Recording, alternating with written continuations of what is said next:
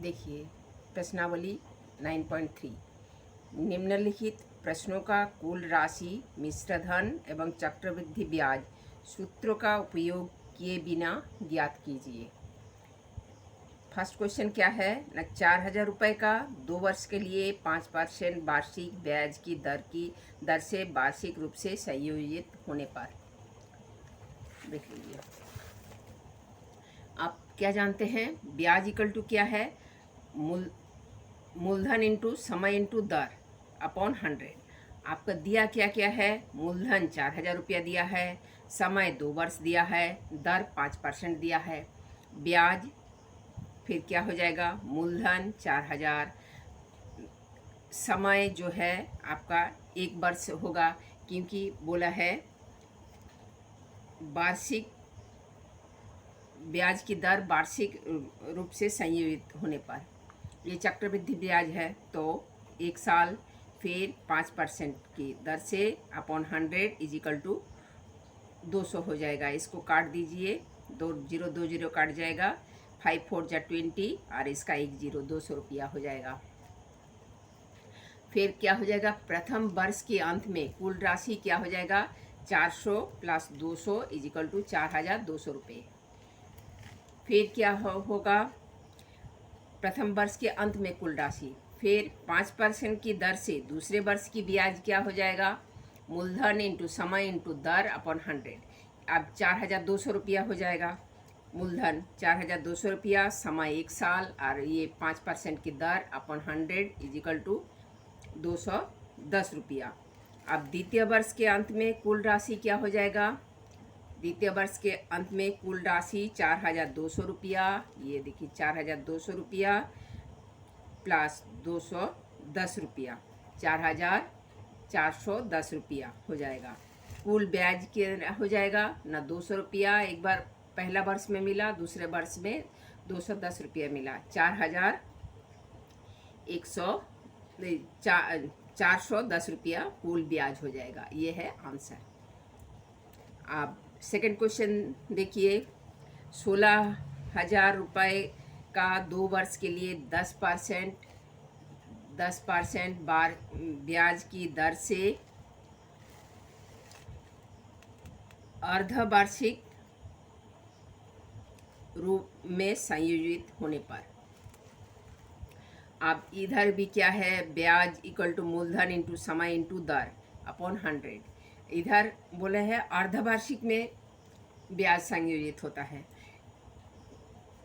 पहले वाले में वार्षिक था, इसमें 6 महीना के होते हैं। तो क्या है, 2 वर्ष को 6 महीने करके भाग कर लीजिए, तो ये क्या हो जाएगा, 4 बार उसको ब्याज देना पड़ेगा। तो ब्याज इज इक्वल टू मूलधन इंटू समय इंटू दर। तो 1 साल में 12 महीना होता है, 2 साल में 24 महीना होता है, तो आपको 6 महीने के बाद मतलब 4 बार आपको ब्याज देना पड़ेगा। तो ब्याज इज इक्वल टू क्या हो जाएगा, मूलधन 16,000 रुपया और समय जो है 1/2 हाफ बरस बोला है और 10% की दर अपॉन 100, ये ब्याज हो जाएगा 800 रुपया। सब काट पीट के ये 0 कट जाएगा, 2 8 जा 16 और 0 ये 80 हो जाएगा, ये 10 80 इंटू 10 800 रुपया। अब 6 महीने के अंत में कुल राशि क्या हो जाएगा ना, 16,000 रुपया प्लस 800 रुपया, 16,800 रुपया। आप इसका भी इसी तरह से निकाल लीजिएगा, ब्याज इक्वल टू मूलधन इंटू समय इंटू दर। आप क्या है, मूलधन कितना हो जाएगा, 16,800 रुपया, ये 16,800 रुपया into 1/2 into 10/100 is equal to 840 रुपया। अब क्या होगा, 1 साल के अंत में कुल राशि 16,800 प्लस 840 17,640 रुपया ये हो जाएगा। ये थोड़ा लंबा है लेकिन समझ लीजिए, बहुत आसान है। देख लीजिए एक बार पूरा। फिर क्या है, फिर देखिए ब्याज इज इक्वल टू मूलधन इंटू समय इंटू दर upon 100, 17,640 into 1/2 into 10 upon 100 is equal to 882 रुपये। अब 18 महीने के अंत में, 6 महीना 12 महीना 18 महीना के अंत में अर्थात 1.5 साल के बाद कुल राशि 17,640 प्लस 882 रुपये इज इक्वल टू 18,522 रुपये। अब फिर क्या है, ब्याज 18,522 into 1/2 into 100 upon into 100 is equal to 926.10 rupees. और 24 महीना अर्थात 2 साल के बाद, 24 महीना अर्थात 2 साल के बाद कुल राशि कितना हो जाएगा, 18,522 प्लस 926.10 रुपीज़, ये रुपीज़ में हो जाएगा।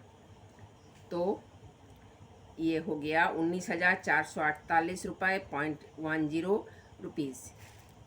अब टोटल ब्याज क्या हो जाएगा, टोटल ब्याज क्या हो जाएगा, 800 प्लस 840 प्लस 882 प्लस 926.10, ये हो जाएगा आपका टोटल ब्याज। और ये 24 महीना अर्थात 2 साल के बाद कुल राशि इतना हो जाएगा। अब जो है तीसरा और चौथा बिल्कुल पहला और दूसरा जैसा है, हम आपको नहीं करा रहे हैं, ये आपको हम अगर आप बोलिएगा तो हम करा देंगे। ये बिल्कुल पहला और दूसरा जैसा है।